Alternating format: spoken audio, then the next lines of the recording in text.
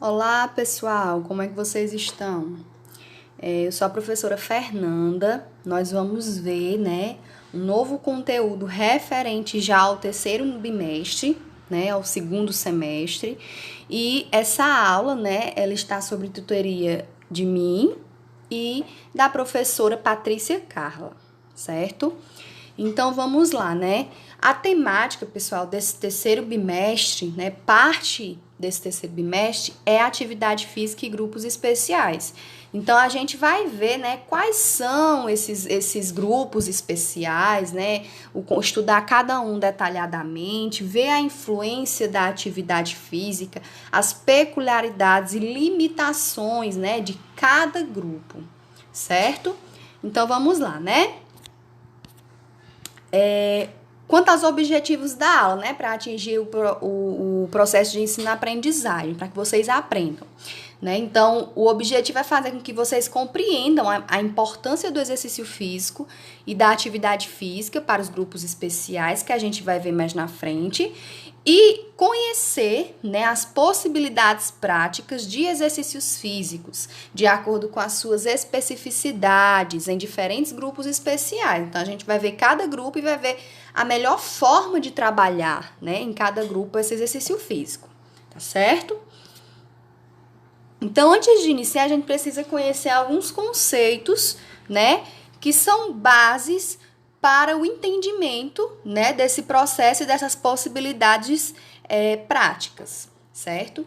Primeiramente, saúde e bem-estar, vocês já estão cansados, de saber sobre a saúde, mas aí a OMS vem dizer, que a saúde ela é definida em um estado de completo bem-estar físico, mental, social, ou seja, a saúde ela não é considerada apenas a ausência de doença ou apenas a enfermidade em si, a doença em si. Para se ter saúde, a gente tem que estar bem em diversos aspectos da nossa vida, socialmente, fisicamente, intelectualmente, mentalmente, psicologicamente, afetivamente, as nossas relações. Então, é um conjunto, certo? A percepção do conceito, de qualidade de vida também tem muitos pontos, E está atrelada à saúde, certo?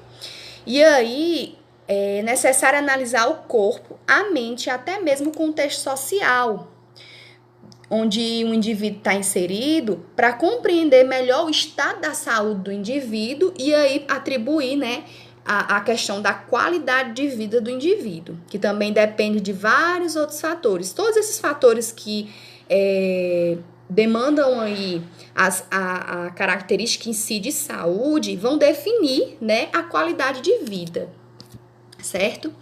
A atividade física, O que é atividade física? Atividade física e exercício físico, pessoal? Acredito que vocês já saibam a diferença entre as duas, certo?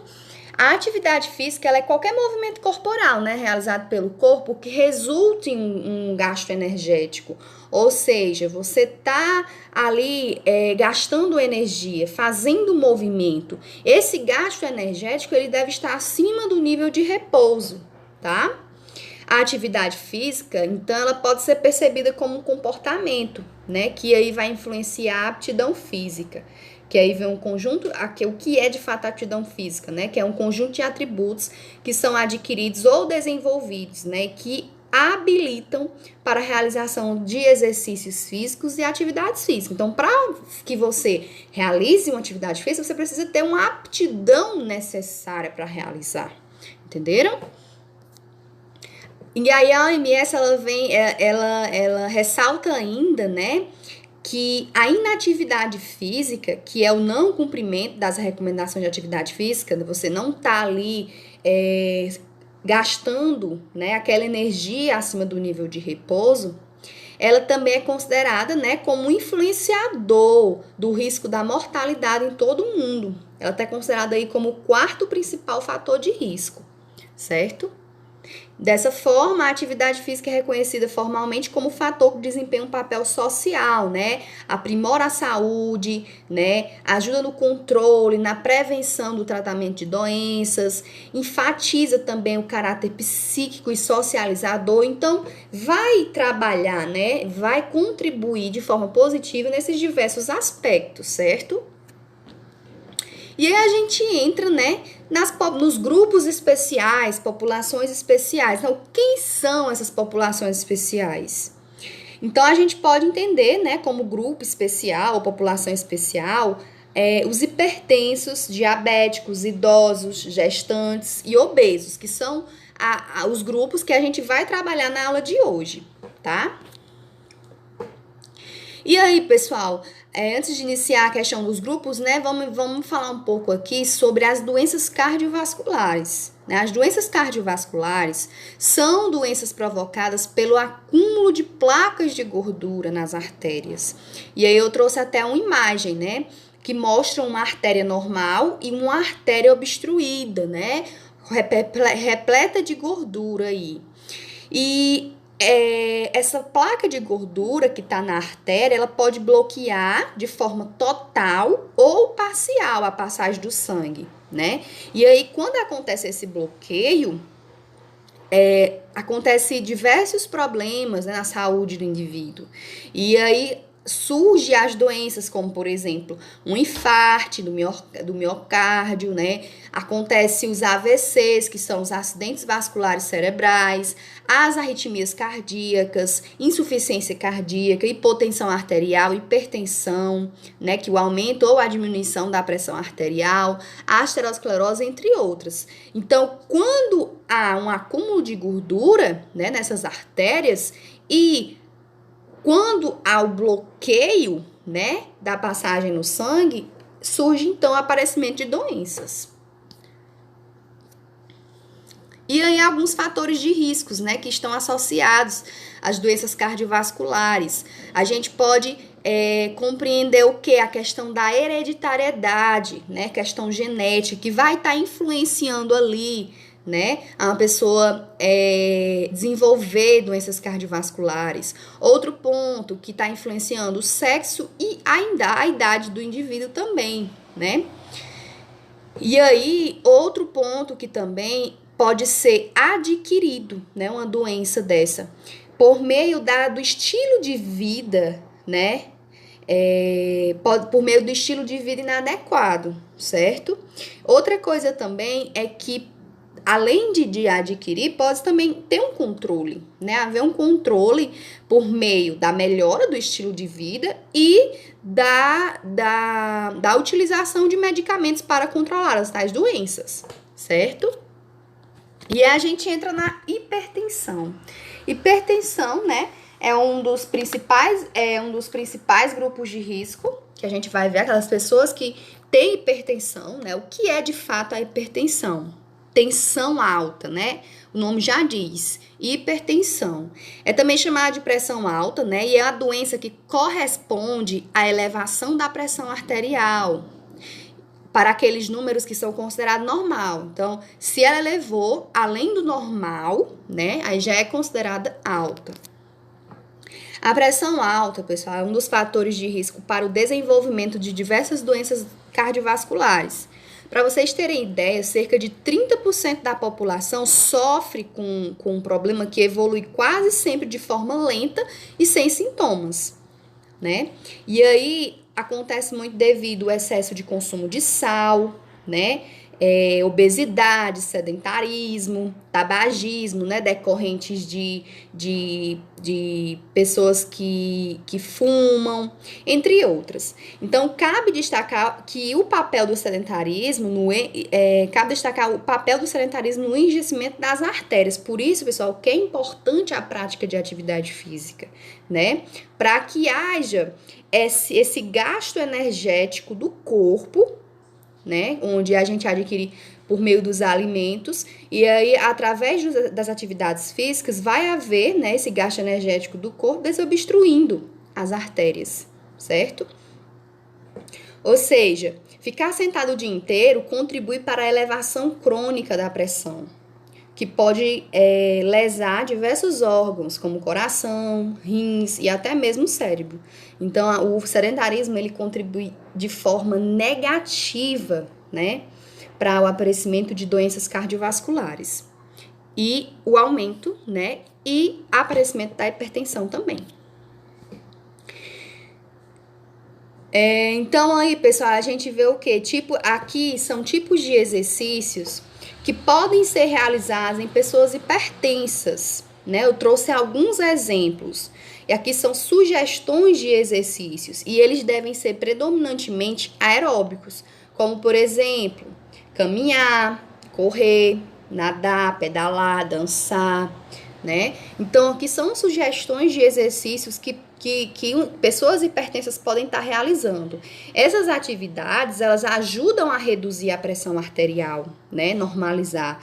E aí, é importante salientar ainda que toda a forma que for realizar tem que ser toda a realização dos exercícios tem que ser de forma moderada, né? De acordo com a especificidade de cada pessoa, de cada indivíduo. E aí aqui eu trouxe algumas recomendações de prática, né? Como é que deve ser feito os exercícios, né, para pessoas hipertensas? Então, os exercícios, eles devem ser com intensidade leve ou moderada, né? E entre 40 a 60% da captação máxima de oxigênio, tá? Para não cansar muito ali a pessoa e forçar muito dela. A frequência cardíaca, né, ela deve estar entre 60% e 80% da máxima. A duração de 30 a 60 minutos por dia e no máximo 3 vezes na semana. Então, a gente vê o quê? Que a OMS, ela indica que a prática de exercício físico, ela deve ser feita no mínimo, né, 3 vezes na semana, certo? A prática regular de atividade física provoca adaptações fisiológicas no sistema cardiovascular. Por exemplo, ocorre o aumento, né, do volume do oxigênio máximo do corpo. Consequentemente, com isso, surge o que? A diminuição da pressão arterial. E aí, há o controle da pressão, né? Sem contar que traz diversos benefícios à saúde. E aí a gente entra na diabetes, né? O que é a diabetes? É uma doença em que existe excesso de um açúcar, glicose, né, no sangue. Diabetes, pessoal. A diabetes é uma doença crônica, no qual o corpo não produz insulina ou não consegue empregar adequadamente a insulina que produz, né? E a gente tem 2 tipos de diabetes, né? Que é a diabetes tipo 1 e a diabetes tipo 2. O que é, né? Quais são, o que caracteriza e diferencia essas 2 diabetes, né? Esses 2 tipos? O tipo 1, pessoal, é causado por fatores hereditários, né? E aí, como são fatores genéticos hereditários, eles podem ser apresentados em diversas fases da vida, né? Ali quando o indivíduo é criança ainda, quando está na fase da criança, né? Na adolescência, fase infantil também. A questão da fase adulta, né? Então, ela pode se apresentar em diversas fases da vida. Não necessariamente só quando você está numa idade mais avançada, não. Já a diabetes tipo 2, ela é a diabetes que é adquirida, né? Ela é contraída por meio dos maus hábitos, seja eles alimentares, né? Ou pela falta de exercício físico.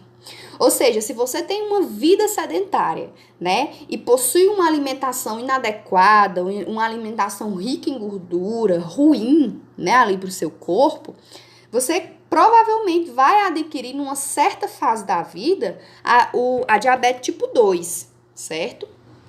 E aí, pessoal, a diabetes, né, que é uma doença crônica que não produz insulina necessária.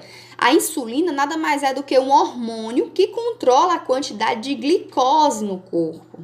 E aí o corpo precisa desse hormônio para utilizar a glicose, né, que obtemos por meio dos alimentos como fonte de energia. O que é que acontece, né? Quando falta esse hormônio no nosso corpo, acontecem complicações na produção dessa insulina, né? Ou seja, a questão do controle da glicose no sangue. E aí ocorre esse descontrole, né? Essa energia que o corpo utiliza, né? Ela é ocasionada por meio dos alimentos, né? O carboidrato, né? Ou seja, todo carboidrato que é consumido no corpo, ele é transformado em glicose no organismo, certo? E aí, pessoal, é importante também falar que o excesso de glicose no corpo e quando não acontece o gasto necessário de energia do corpo, aí a pessoa gera a diabetes, né? Fica hiperglicêmica, né? Que é o aumento aí da glicose no corpo, ocorre o excesso, certo? Então, quando a pessoa tem diabetes, o corpo ele não fabrica insulina da forma que é para fabricar e não consegue utilizar a glicose adequadamente, né? E aí, como consequência, né, ocorre danos em órgãos, vasos sanguíneos e nervos. E aí eu pergunto a vocês, né? Por que o exercício físico é importante? Né? Por que será que o exercício físico é importante no controle da diabetes, né?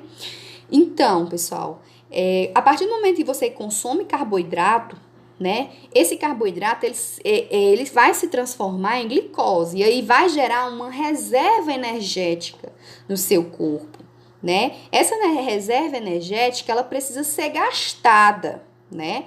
Pelo corpo. Ou seja, através dos exercícios físicos, das atividades físicas, certo? Por quê? Porque se você não gastar, né, essa reserva energética, essa energia, ela pode ficar em excesso e aí vai gerar a gordura no corpo, tá? Que é a hiperglicemia.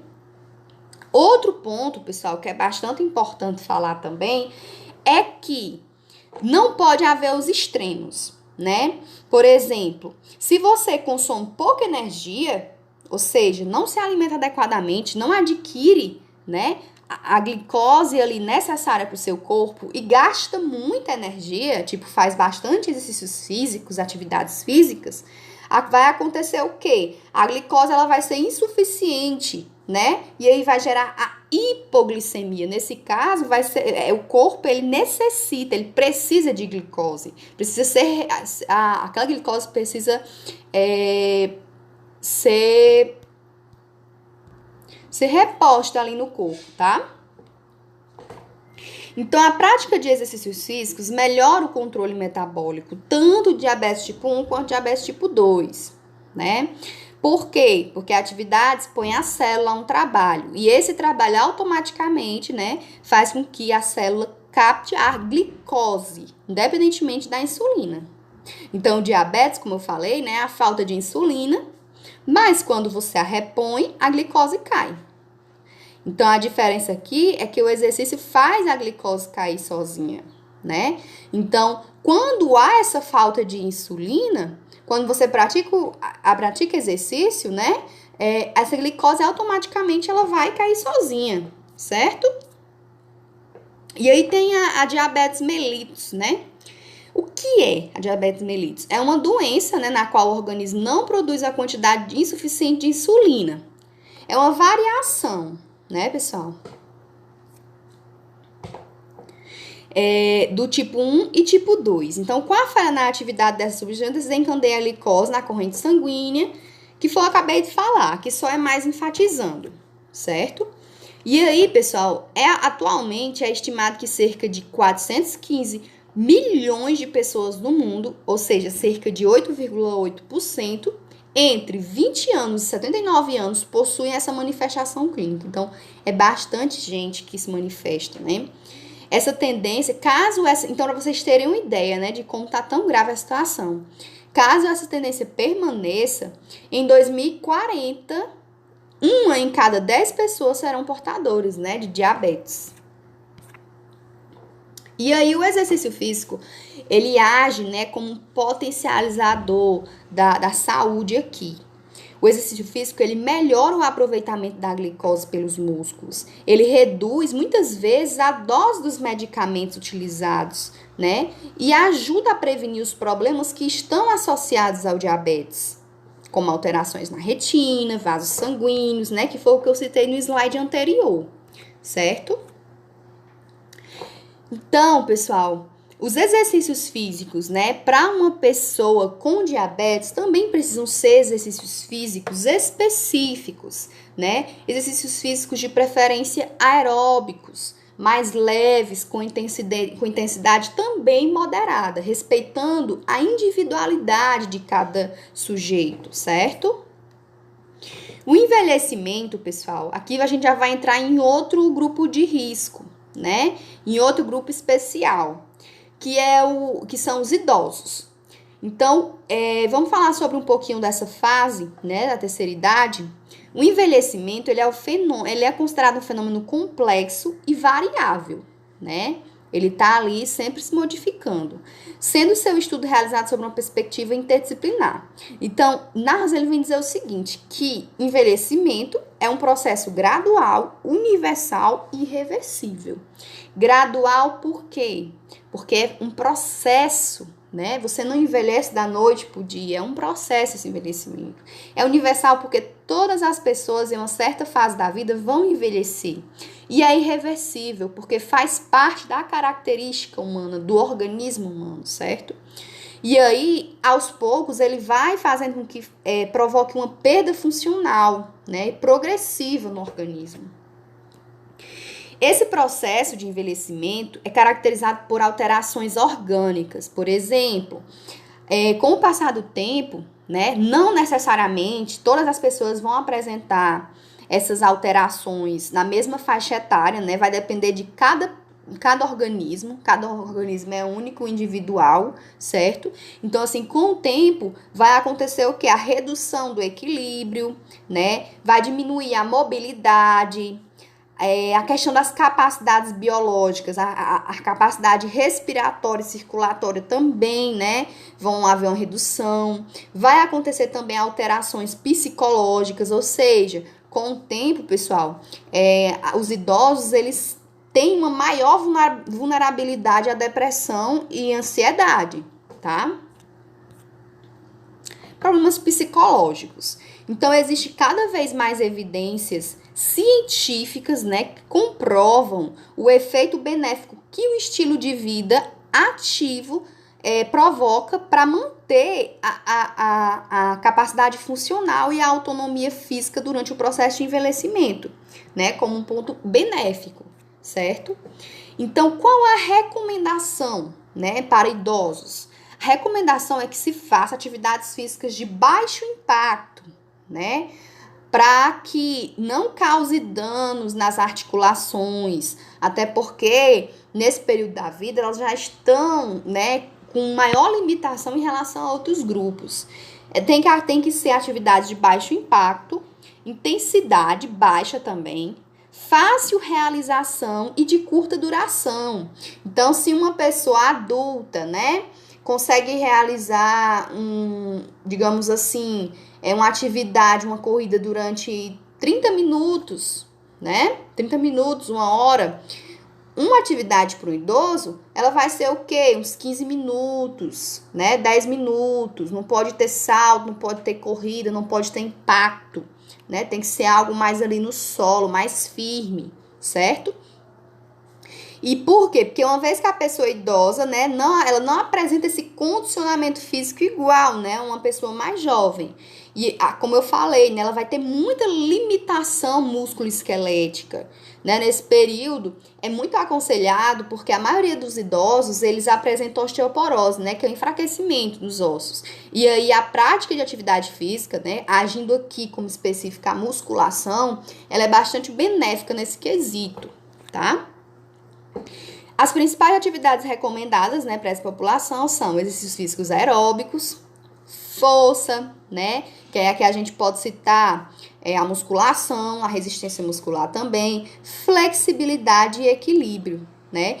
Pessoal, tem várias atividades físicas, exercícios físicos, que vão estar agindo aqui no desenvolvimento dessas capacidades, né, desenvolver a força, desenvolver a resistência, desenvolver a flexibilidade e o equilíbrio, tá? Por exemplo, a natação, a hidroginástica é bastante aconselhado, né, para essa população idosa, a musculação também. E como eu falei, a gente precisa respeitar a individualidade de cada um, né? Você não vai chegar, um idoso chega na academia, vai fazer musculação, e você não vai colocar ele para pegar bastante peso. Ele vai fazer exercício sem peso, exercício com peso do próprio corpo, que já é peso demais para ele suportar. Existem também importantes benefícios do treinamento de força muscular no adulto e na terceira idade, né?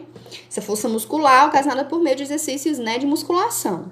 Vai melhorar o quê? A velocidade de andar, né? Vai melhorar o equilíbrio, vai ocorrer um aumento do nível de atividade espontânea, autoeficácia, né? Contribuição na manutenção e aumento da densidade óssea, né? No controle da diabetes, artrite, doença cardíaca, melhora da ingestão alimentar, né? Aqueles idosos que têm dificuldade para se alimentar, não querem, né, determinados alimentos, então vai melhorar o apetite, regular aí, diminuir a depressão, né, as doenças psicológicas, certo? Então, pessoal, só enfatizando aqui que uma das principais causas de acidentes, né, e de incapacidade da terceira idade é a queda. Por quê? Porque ocorre enfraquecimento dos músculos e dos ossos, né, que são os principais agentes aí na sustentação do corpo. E aí ela geralmente acontece por causa de anormalidades, né? Por exemplo, falta de equilíbrio, fraqueza muscular, desordens visuais, né? A pessoa não consegue dar um passo direito, né? O idoso não consegue dar um passo direito, doença cardiovascular, alteração cognitiva, ou seja, e consumo de muitos medicamentos, eles não ajudam, né? Eles amenizam ali a situação, mas eles, de certa forma, prejudicam, pessoal, essas capacidades do indivíduo, né? Da pessoa idosa. Então, o exercício, ele contribui na prevenção das quedas, através de diferentes mecanismos, né?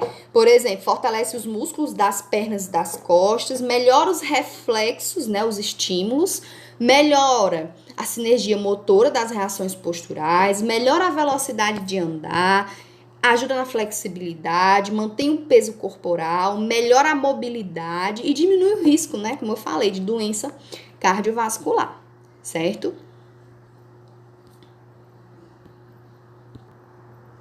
Outro grupo, né, pessoal, que é um grupo especial também, que são as gestantes. Então, quais são os benefícios de se exercitar na gravidez e como fazer, né? Quais são as possibilidades de exercícios? Pessoal, um dos temas mais discutidos, né, quando a gente fala de atividade física e saúde, e a prática de exercício nesse período, né, na gestação, causa uma certa insegurança, né, nas pessoas. A mulher grávida, ela necessita de cuidados especiais no transcorrer da sua gravidez. E isto se aplica também aos exercícios físicos. Então, muitas mulheres grávidas, elas não se sentem, como é que eu posso dizer, fisicamente aptas, né, a realizar ali exercícios físicos por receio, né, receio de não poder, receio de fazer determinados exercícios e prejudicar. Então, tem tudo isso. E aí eu pergunto a vocês, mas é seguro a prática de exercícios físicos justamente durante esse período especial para a mulher? Né? A gente sabe que uma mulher, ela pode praticar exercício físico. E na gravidez, será que ela pode? Então, a resposta, pessoal, para essa pergunta é que depende muito, né, de quanto tempo a mulher já vinha praticando suas atividades físicas. Então, assim, uma mulher tá aqui, né, não tá grávida, ela já pratica exercício físico, ela é ativa, né, fisicamente. E aí ela engravida, né? E aí, a partir do momento que ela engravida, ela diz, eu vou resolver agora fazer exercício físico. Então, aí tem que ter uma certa atenção, né?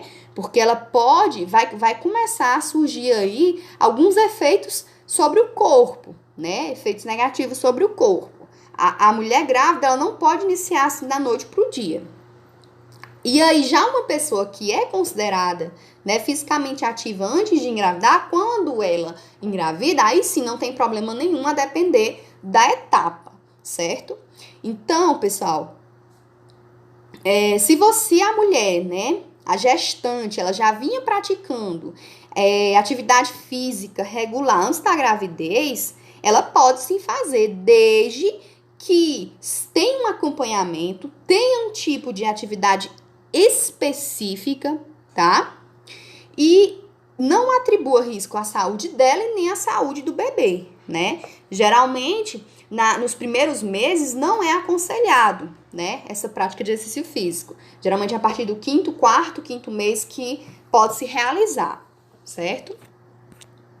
Então, os benefícios de atividades físicas durante a gestação são diversos, né, e atingem diferentes áreas do organismo materno. O exercício previne e reduz as lombalgias que são provocadas, né, devido à postura, né, que a postura correta, na verdade, da gestante frente à hiperlordose. Então, você vai haver uma sobrecarga na coluna, né, que surge nesse período da gestação aí. Por quê? Porque o útero, ele se expande, né, isso na cavidade abdominal, e aí acontece, como consequência, o desvio da coluna, né, do centro gravitacional. Então, é algo que é inesperado, né, que precisa haver essa adaptação.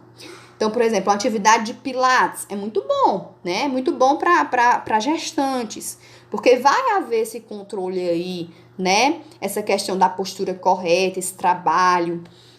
Então, sendo assim, o exercício físico, ele vai contribuir para adaptar a nova fase, a nova postura física, né? Refletindo, assim, por exemplo, maior habilidade para a gestante durante a prática e a realização ali da atividade. Não só ali, mas até também nos afazeres diários, né? No trabalho, nos afazeres domésticos, porque a gente sabe que é gestante, mas a vida continua.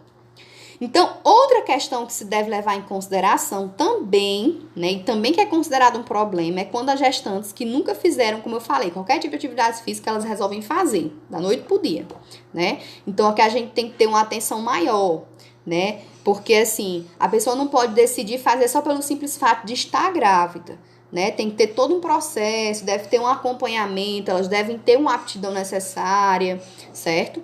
Por exemplo, numa gestação normal, o exercício ele é muito benéfico para a mãe, para o desenvolvimento fetal e para o suprimento do leite e na amamentação. Então, para vocês terem ideia, o exercício físico ele age até na questão do suprimento do leite, né, na amamentação.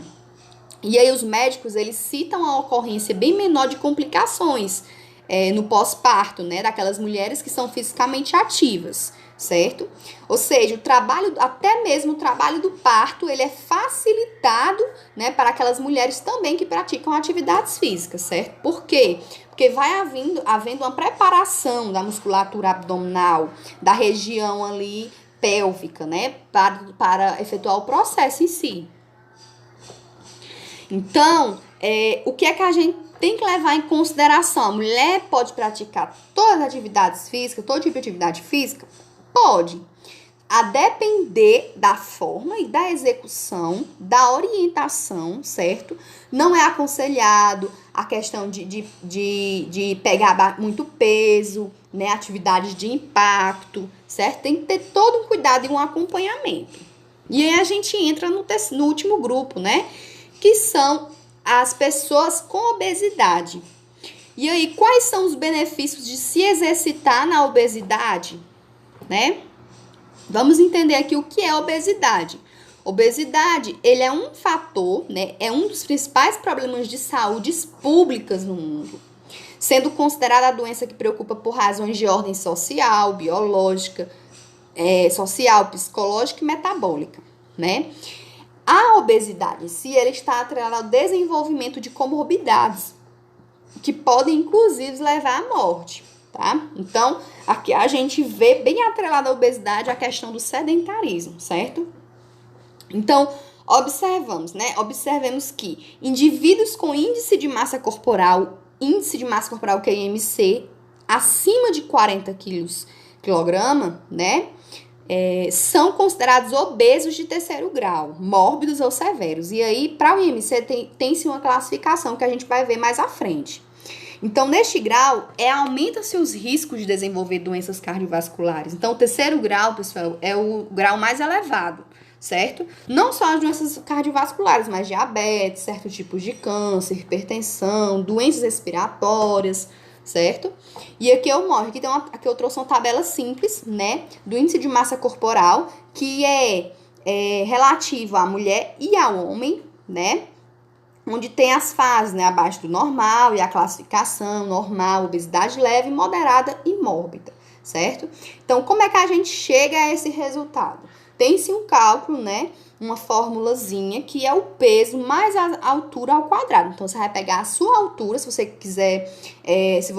quiser descobrir onde você se encaixa, você vai pegar a sua altura, multiplicar por 2, né, e dividir pelo peso. E aí vai dar o seu IMC. A numeração que der, você vai fazer a classificação de acordo com a tabela. Lembrando que diferente de acordo com o sexo, certo? E aí o sedentarismo, né, que essa inatividade física, ela está ligada diretamente à obesidade, né? Porque a obesidade, pessoal, são más hábitos, né, alimentares, é uma má qualidade de vida, é a não realização de exercícios físicos, né? Tudo isso acumulado vai gerar obesidade, certo? E aqui, ó, algumas curiosidades, né? Será que vocês sabiam? Aqui são alguns dados do IBGE sobre a questão da obesidade, né? Atualmente, mais de 500 milhões de pessoas são obesas, né? Por exemplo, só no Brasil, 17 pessoas são essas 500 milhões de pessoas são obesas no Brasil e 17 pessoas são mulheres e 13% dos homens são obesos nessa porcentagem geral. Então, pessoal, é um índice muito alto, né, que deve ser levado em consideração. Então, uma pessoa obesa, ela pode praticar qualquer tipo de atividade física, de exercício físico? Não, também não pode. O peso, pessoal, ele sobrecarrega ali o corpo, né? E aí, se não tiver esse cuidado, essa atenção, pode aparecer outras doenças, né? Então, questão de exercícios físicos de impacto, né? Devem ser evitados, né? A questão até da vestimenta tem que ser adequada, né? O tênis tem que ser adequado para a pessoa fazer, porque senão pode acontecer canelite e outros problemas piores, né, para a saúde. E aí a gente entende a caminhada como atividade física para indivíduos obesos. A caminhada pode ser realizada? Pode. E a corrida? Depende da intensidade que se realiza, certo? Por exemplo, quando o indivíduo obeso, né, ele realiza uma caminhada, a facilidade da vida moderna não permite, né, que o homem coma e gaste a energia que consome. E aí, se não houver uma prática de atividade física, uma simples caminhada sequer, né, vai gerar o sedentarismo e a obesidade. Diversas pesquisas apontam que quanto mais os países se desenvolvem, mais as pessoas vão se tornando obesas, né? Por influência aí de alimentação, de más hábitos alimentares, das tecnologias. Então, tudo isso vai estar influenciando. Por isso que é considerado um distúrbio atual. A obesidade é um distúrbio relacionado com numerosos fatores que desequilibram o balanço energético do corpo. E aí acontece esse ganho do peso, né? E aí também ocorre o excesso de gordura corporal. E aí, na caminhada, o movimento básico é a marcha, que a caminhada é aconselhada para qualquer grupo especial, certo? E ela se diferencia da corrida, porque na marcha não existe a fase de voo, a fase de impacto, né? E aí, os riscos de lesões ortopédicas e cardiovasculares são mínimas comparadas, por exemplo, com uma corrida, né? Que tem um impacto maior, certo? E aí, em indivíduos obesos, pode ocorrer lesões nos joelhos devido ao peso corporal. Então, por isso que não deve ter esse impacto, deve ter todo esse cuidado, certo? Além de ser uma atividade que emagrece, proporciona condicionamento físico, cardiovascular, fortalece os membros, né, inferiores, superiores, além de reduzir as taxas de colesterol ruim, que é o LDL, e aumentar o colesterol bom, né, o HDL. Então, concluindo, pessoal, é de extrema importância, né, que vocês utilizem dessas informações para auxiliar os grupos especiais aí que vocês conheçam, né, os familiares, os amigos, se vocês têm, né, uma pessoa idosa em casa, auxiliar nessa realização de exercício físico, né, de fazer movimentos básicos, né, para adquirir aquela mobilidade necessária. Se você tem um parente, uma gestante em casa, né, justamente você compartilhar esse conhecimento e poder ajudar esses grupos especiais, certo? E uma dica bastante importante também que eu deixo para vocês: façam exercícios físicos, tá? Independentemente da sua fase etária, respeitando a sua limitação, a sua característica, a sua peculiaridade. Porque, pessoal, todo corpo precisa, todo corpo necessita, principalmente em tempos de pandemia, né, que a gente está muito isolado dentro de casa, né, sem muito espaço, sem muita motivação. Então façam porque lá na frente vocês vão evitar, né, prováveis danos futuros, ok? Então, aqui são algumas referências, né? Eu espero que vocês tenham gostado da aula, certo? E aí, para mais informações, dúvidas, vocês podem entrar em contato comigo, né, pelo WhatsApp ou com a professora Patrícia Carla. Até a próxima aula.